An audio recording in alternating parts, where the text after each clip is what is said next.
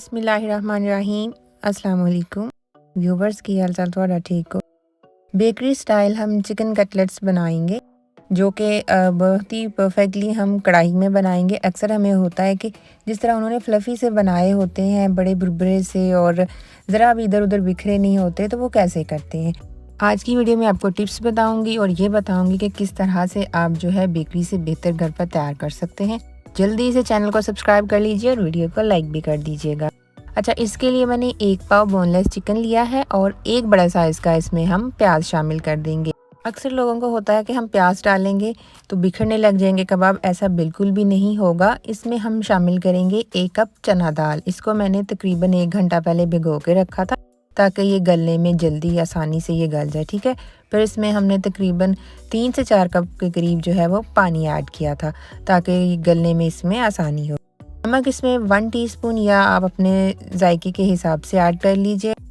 और इसमें मैंने लाल मिर्चों का पाउडर 1.5 टीस्पून ऐड किया है। ये भी आपकी मर्ज़ी है कितना आप ऐड करना चाह रहे हैं। और हल्दी मैंने 1 खाने का चम्मच ऐड की थी। भाई हल्दी थोड़ी सी ज़्यादा जो है ना वो कबाब की रंगत में जो है ना वो आसानी मज़े की लगती है बल्कि।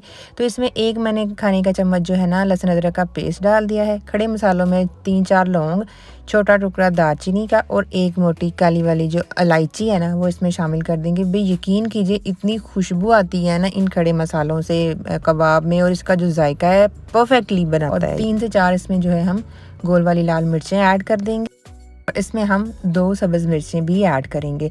तो ये जो खड़े मसाले और मिर्चें हैं ना ये आपकी मर्ज़ी होगी, आप इसको बाद में साथ में पीसना चाहें या आप इसको निकाल दें।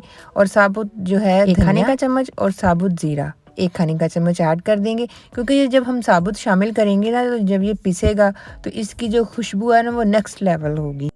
अच्छा, इसको तकरीबन 15 से 20 मिनट लगे थे मीडियम फ्लेम पे। अगर आपने मतलब दाल ज़्यादा देर नहीं भिगोई है, 10-15 मिनट ही भिगोई है, तो फिर आप बिल्कुल लो फ्लेम करके ना तो इसको आधे घंटे के लिए छोड़ दें। अच्छा, तो 15 से 20 मिनट के बाद जब मैंने ढक्कन उठाया देखा तो थोड़ा थोड़ा पानी भी था और दाल तकरीबन गलने के करीब थी। तो दाल और चिकन जब अच्छे से दोनों चीज़ें गल जाए ना तो आपने इसका जो पानी है ना वो बिल्कुल ड्राई करना है। बेशक हाई फ्लेम कर लें, क्योंकि अगर इसमें पानी रह जाएगा तो वो फिर जो कबाब हैं वो पतले से बनेंगे, टूटने लग जाएंगे। तो आपने ये ध्यान रखना है।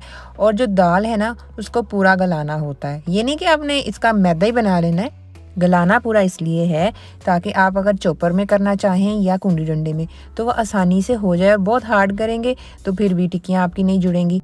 थोड़ा सा मैंने इसको पीसने के बाद 1 अंडा शामिल कर दिया। अंडे से जो है ना कबाब सिक्योर होते हैं। और अगर आपके पास धनिया है तो वो लाजमी ऐड कीजिएगा। मेरे पास ज़रा धनिया इस टाइम नहीं था तो मैंने ऐड नहीं किया।